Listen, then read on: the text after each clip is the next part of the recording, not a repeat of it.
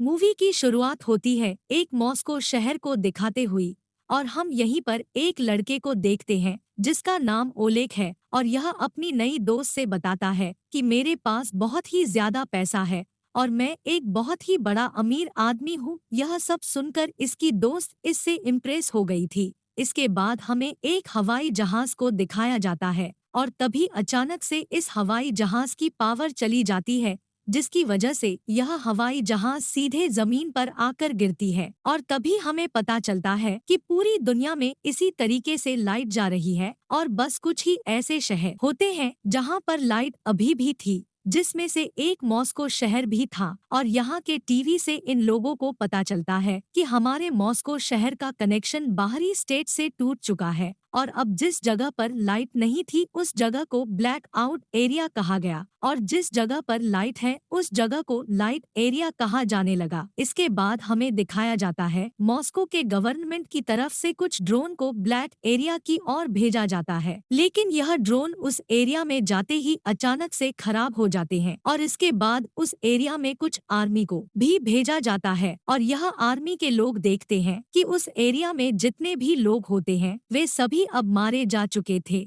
यानी कि जैसे ही इन सभी एरिया में लाइट गई, अंधेरा हुआ, उसी समय हर जीवित चीज मारी जाती है, यहाँ तक कि कुत्ते, बिल्ली और पक्षी भी मर चुके होते थे। यह सभी आर्मी के लोग इस जगह की जांच कर ही रहे थे, तभी अचानक से एक आदमी इनके ऊपर हमला कर देता है और इससे बुरी तरीके से जख्मी कर देने के बाद इसके हथियार को लेकर यहाँ से भागने लगता है। आर्मी के सभी लोग उस पर अंधाधुंध गोलियां चलाते हैं, लेकिन एक भी गोली इस आदमी को लगता नहीं और यह सब देखकर इन्हें ऐसा लगता है कि यह कोई आम इंसान नहीं होगा और अगर यह आम इंसान नहीं है तो यह हमारे लिए बहुत बड़ा खतरा हो सकता है। और ऐसे ही एक महीने का समय बीत जाता है और इन लोगों को अभी भी कुछ भी पता नहीं चलता कि उस ब्लैक एरिया में हो क्या रहा है। इसके बाद हम एक लड़के को देखते हैं जो कि ओलेग का दोस्त है और यह भी एक आर्मी ऑफिसर है जो कि अपनी बूढ़ी माँ के साथ में रहता है और तभी इसके पास में आर्मी का एक लेटर आता है जिसकी वजह से अब इसे अपनी माँ को यहीं पर छोड़कर मिशन पर जाना होगा। इसके बाद सभी आर्मी के ऑफिसर एक जगह पर इकट्ठा हो जाते हैं और तभी कैप्टन इन्हें बताती है कि हमें जो ब्लैक एरिया से जो डेड बॉडी मिली थी उसे हमने चार्ज करने के लिए लैब में भेज दिया था और जाँच करने के बाद हमें यह पता चला है कि उनकी मौत एक जहर की वजह से हुई और यह जहर किसी ने नहीं दिया बल्कि यह जहर दिन की वोटिंग में खुद ही बनना शुरू हो गया। इसके बाद जैसे ही रात होती है यह सभी लोग ब्लैक एरिया की ओर जाने के लिए तैयार होने लगते हैं और इन सभी में और ओलेग भी मौजूद था।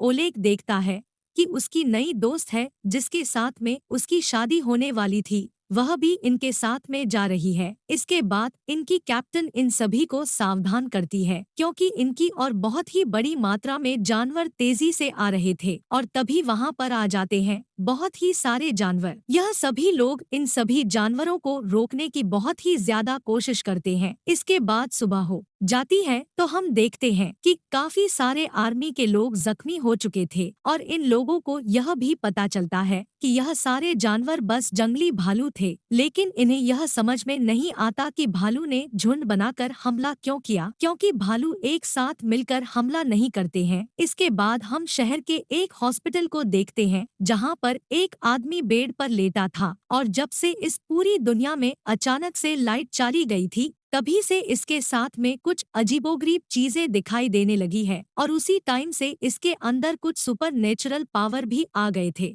और जैसे ही इसकी आंखें खुलती है तो यह अपने सामने एक लड़के को पाता है और यह लड़का इसे बताता है कि मैं तुम्हारा दोस्त हूँ और पूरी दुनिया में जो अभी इस तरीके के हालात है वह 3 वेव की वजह से हुआ। पहली वेव में बिजली से चीजें चलने वाली खराब हुई और दूसरे वेव में जो जिंदा चीजें हैं वे सभी भी मारी जाएगी और तीसरी वेव में जो लोग भी जिंदा बचेंगे वे सभी एक दूसरे को जान से मार देंगे। और जिसका मतलब था कि अभी भी ब्लैक एरिया में कुछ लोग जिंदा बचे हैं और अब इस बीमार लड़के को कुछ भी समझ में नहीं आता और यह चिल्लाने लगता है और तभी वहां पर 2 गार्ड आ जाते हैं, लेकिन इन दोनों को यहाँ पर कुछ भी दिखाई नहीं देता क्योंकि सब कुछ इस लड़के के दिमाग में चल रहा था। ओलेग का दोस्त अपने साथियों के साथ है एक शहर में पहुँचता है जो कि ब्लैक एरिया के अंदर में आता था, जिसके बाद सभी आर्मी के लोग इस पूरी एरिया को अच्छे से जांच करते हैं। और ऐसे ही कुछ दिनों का समय भी बीत जाता है और यहाँ पर अभी भी इन सभी को ना किसी इंसान की डेड बॉडी और ना ही किसी जानवर की डेड बॉडी दिखाई देती है। इसके बाद हम उसी बीमार लड़के को देखते हैं और तभी कोई इससे मिलने के लिए आता है और जैसे ही यह अपने मुंह से कपड़ा हटाता है तो हम देखते हैं कि इसका फेस काफी ज्यादा अजीब है और यह बताता है कि मैं एक इंसान नहीं बल्कि एक एलियन हूँ और कोई तुम्हारी सुपर पावर का यूज करके पूरी दुनिया को तबाह करना चाहता है और वह कोई और नहीं बल्कि मेरा ही भाई है जो कि मेरी तरह एक एलियन है और इस एलियन का नाम आईडी।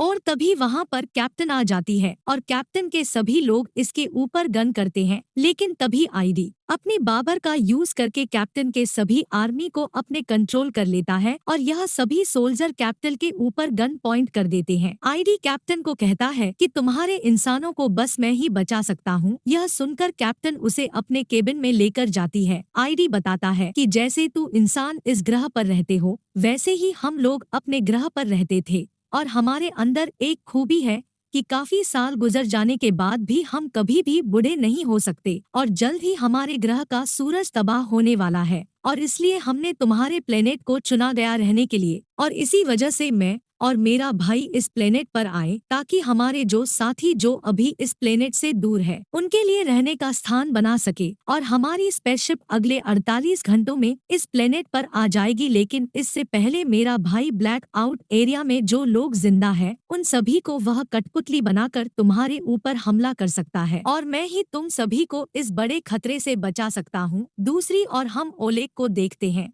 जिसे एक जख्मी हालत में बच्चा मिलता है और यह बच्चा बहुत ही अजीब हरकतें कर रहा था और तभी अचानक से यह बच्चा एक चाकू को उठाकर सोल्जर की गर्दन में घुसा देता है। यह सब देखकर यह सब लोग काफी ज्यादा परेशान हो गए थे और ना चाहते हुए भी इन सभी को इस बच्चे को जान से मारना पड़ता है। और तभी कुछ समय के बाद हम देखते हैं कि बहुत ही बड़ी मात्रा में इंसान इनके ऊपर हमला करने के लिए आ रहे हैं और यह सभी लोग आईडी के भाई के कंट्रोल में थे। सोल्जर भी अपने बचाव में इनके ऊपर अंधाधुंध गोलियां चलाते हैं और इसमें काफी सारे लोग मारे जा चुके थे और तभी हमें पता चलता है कि इनके दूसरे ग्रुप पर भी हमला हो चुका है और वह सभी मदद के लिए फ्लेयर गन को ला रहे थे। और जब इन सारी बातों को कैप्टन को बताया जाता है तो वह उसे आईडी के बातों पर यकीन हो जाता है कि वह सच कह रहा है और अब इसके बाद कैपिटल आईडी को लेकर ओलेके के दोस्त के कैंप के पास में पहुंचती है और यहाँ पर हम देखते हैं कि बस 2 लोग हैं कि जिंदा बचे हैं। तभी हम देखते हैं कि आईडी उसी बीमार लड़के के पास में जाता है और उसकी पावर का यूज करके वह देखता है कि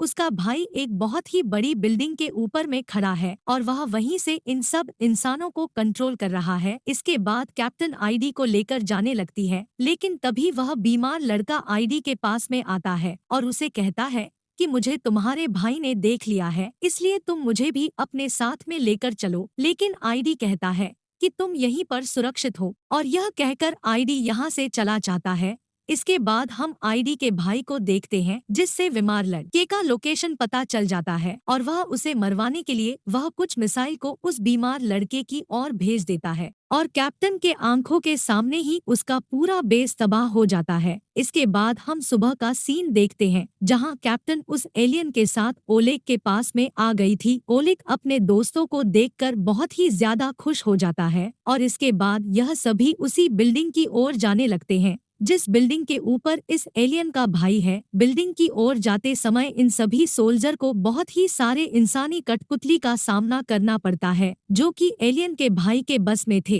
यह सभी सोल्जर इन सभी लोगों का सामना करते हुए उस बिल्डिंग तक पहुंची जाते हैं और कुछ सोल्जर उस एलियन के साथ बिल्डिंग के ऊपर जाने लगते हैं और कुछ सोल्जर इन सभी को रोकने के लिए बिल्डिंग के नीचे रुक जाते हैं और बिल्डिंग के ऊपर जाते ही ओलेग का दोस्त आईडी के भाई के ऊपर हमला कर देता है, लेकिन आईडी का भाई ओलेग के दोस्त को नीचे फेंक देता है। आज के बाद हम इन दोनों एलियन की बीच में काफी खतरनाक फाइट देखते हैं। इसके बाद हम बिल्डिंग के नीचे देखते हैं कि काफी सारे कठपुतली इंसान इन सभी सोल्जर पर हमला कर रहे थे जिसके वजह से इनके काफी सारे सोल्जर मारे जा चुके थे। और इसके बाद ओले अपने साथियों के साथ बिल्डिंग के ऊपर आने लगता है और तभी हम आईडी को देखते हैं जो अपने भाई के शरीर में से उसका दिल बाहर निकाल लेता है और इसके बाद यह लोग उसके अंदर बम डाल देते हैं, जिसकी वजह से आईडी की भाई की यहीं पर मौत हो जाती है। और ऐसा होते ही इन सभी कठपुतलियों का कंट्रोल आईडी के पास में चला जाता है और वह एक ही झटके में इन सभी को जान से मार देता है। इसके बाद आईडी इन सभी को बताता है कि मैं तुम इंसानों को इसलिए बचाना चाहता था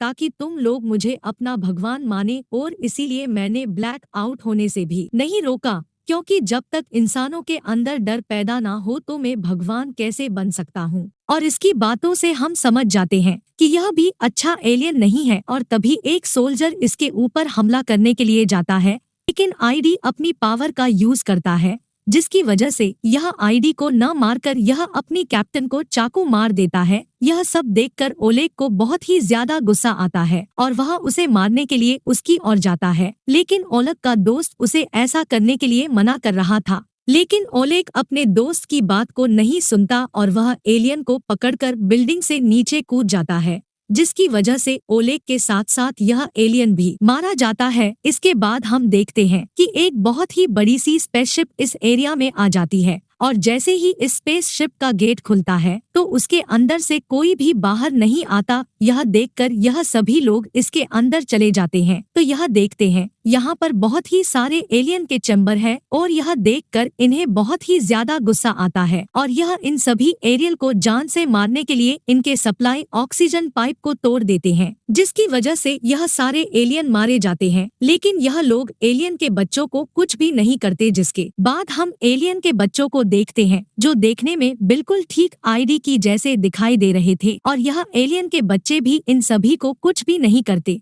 और इनके पास में जाने लगते हैं। और इसी के साथ यह मूवी यहीं पर खत्म हो जाती है।